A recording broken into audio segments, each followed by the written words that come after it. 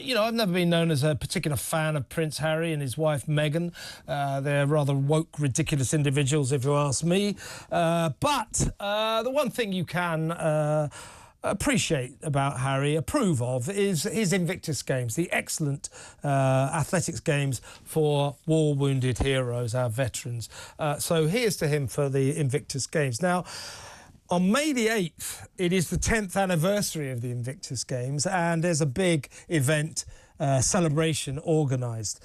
It looks as if that, first of all, no senior royals will join him for this event, and also, which goes hand in hand with my constant prediction, guess who's not coming with him? Looks like Meghan isn't coming, which, as I say, fits into what I've always said, is I don't believe Meghan will ever return to Britain again.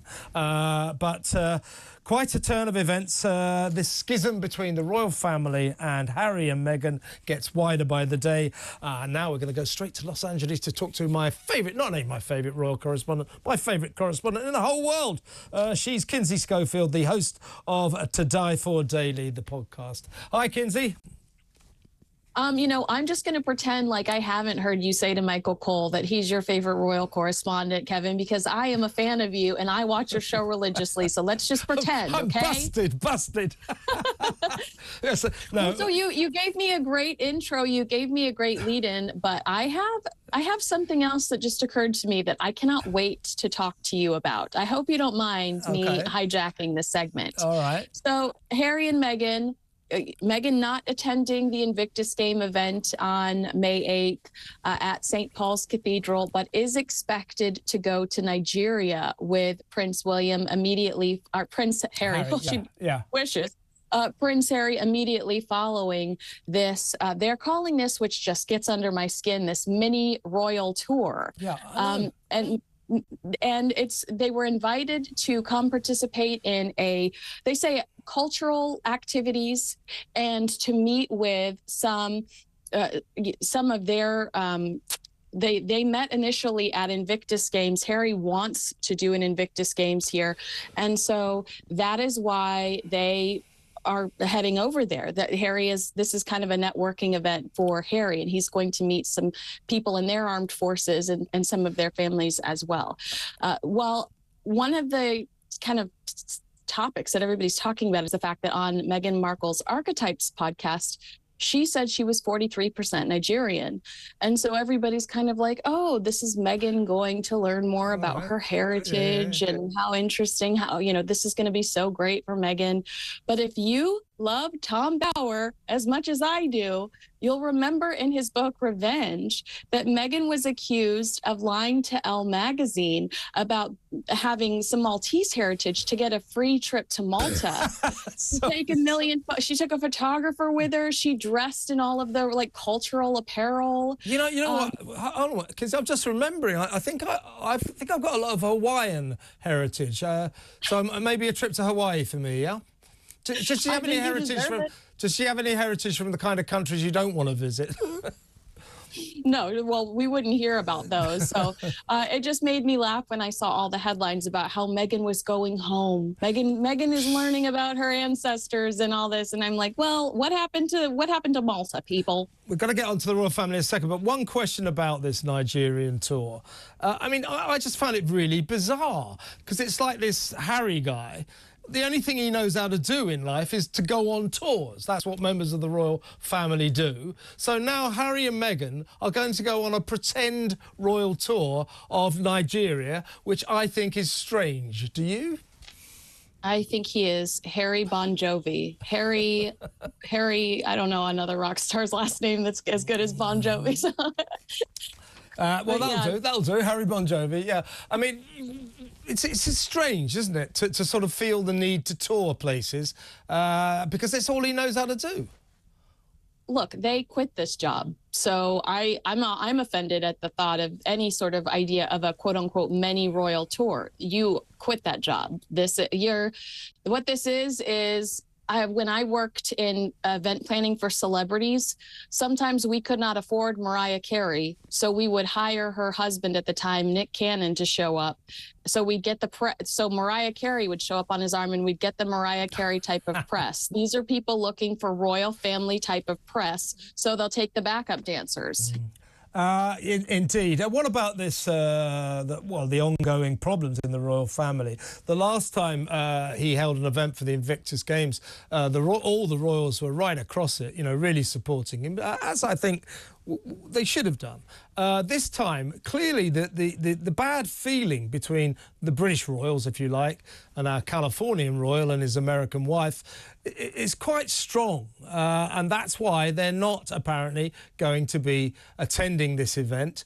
And Harry, or rather William and Kate, definitely won't see them. There's a chance that the King may see his son, but there aren't any plans for that yet. And it's May the 8th. It's quite what's a poignant situation, isn't it? Yeah, I mean, a tsunami of Harry selling secrets for paychecks. And I think that it's a tsunami of hurt for the British royal family.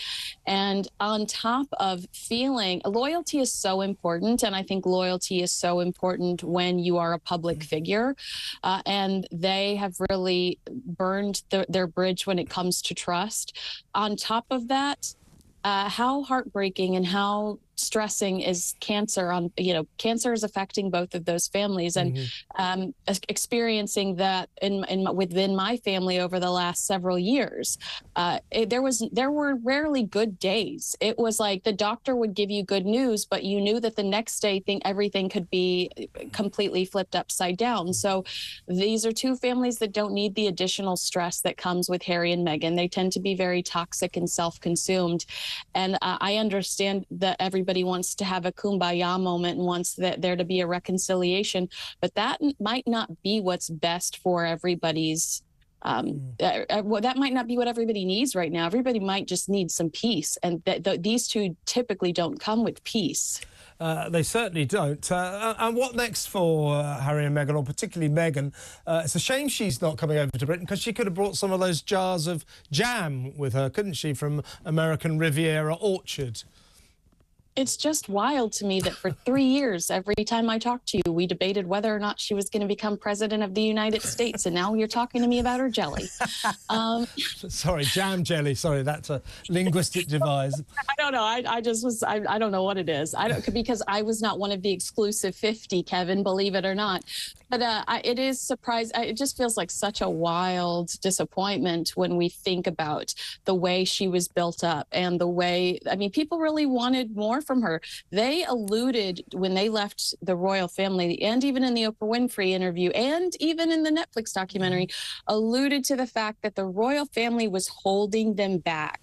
They were holding them back. There was so much more for Harry and Meghan to give to the world. And what has come of it? A polo show and some jam. It's just like, this cannot be what you guys had in mind when you exited the British royal family.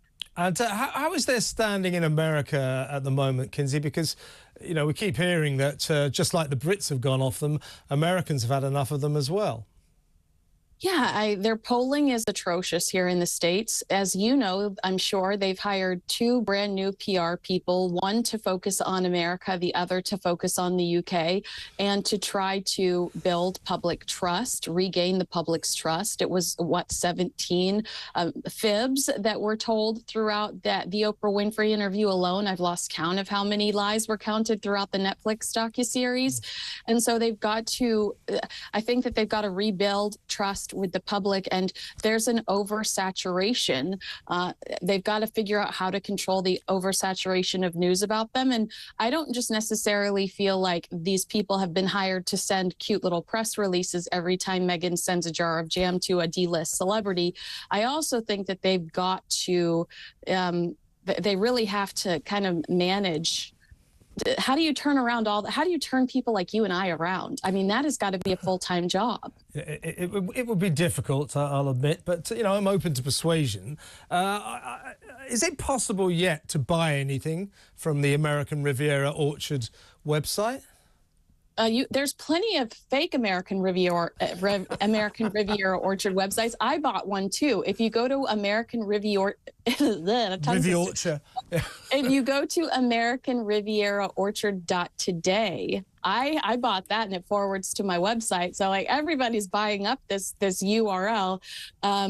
But you can't buy anything from Meghan yet, which is what's so crazy to me, because obviously the ultimate objective is attention in this scenario and not to actually sell a product, because we can't buy the product. So when Kris Jenner posts about it, we're limited as to yeah, okay, thanks, Kris Jenner, but you and I can't go buy it. So does she think there's going to be a mob of people like waiting in a queue to get her jam because she did a slow release of Instagram influencer posts? I don't know whose idea that was. Well, when is it going to start then? I mean, it's supposed to be a slow launch or a soft launch. I mean, this is a non-existent launch so far. How long have we known about this now? 2 months? When will I be able to buy? Not necessarily the jam, but I don't know, some towels or cushion covers or cutlery or something like that. When will I be able to get that? Do you know? Well, there's a very good argument being made that perhaps this is just to distract from the fact that they really execute very little. They do very little. Yeah. I mean, Spotify is the perfect example. We're going to give you millions of dollars and all you can produce is 13 episodes of a one-series show plus the bizarre Tyler Perry, Elton John Christmas special. Talk about a dinner table I'm not mentally prepared for on Jesus's birthday. But I think that they are trying to distract from the fact that nothing's going on. Meghan announces, after we find out that the king has cancer, Meghan announces that she's got this podcast deal. Where is that podcast with Limonada Media? Oh, yeah. Where is Meghan and Harry's new movie, Meet Me at the Lake, that's supposed to be this scripted production that thrusts Meghan into a behind-the-scenes power player in Hollywood? There are so many announcements made with little to no action to support them. And so the argument is that Harry and Meghan like to announce a lot of things to distract from the fact that nothing is actually ever executed. And if you think about everything we hear about, you start to go, oh my God, maybe you're right. Maybe there will be no jam. Maybe we're just supposed to be looking at the jars of jam. Yeah, I'll tell you what, you know, it was announced recently that Harry, among these other TV shows that they're going to make, is going to make a program about polo, the horse game. And, you know, I'm sure he's very interested in it. But I'll tell you, I've got an inquiring mind. I'm curious about almost everything, Kinsey. But there's one thing that I couldn't care less about, and I know I speak for millions of others: polo. So good luck with that, Harry. And fantastic to talk to you, Kinsey, as always. We're going to get you on as much as we can. I hope you don't mind. Love it. Love it. Congratulations on your new show. Thank you, Kinsey. Lovely to talk to you. That's the brilliant Kinsey Schofield, the host of the To Die For Daily podcast. She's over there in LA and as good a royal commentator as you will ever come across.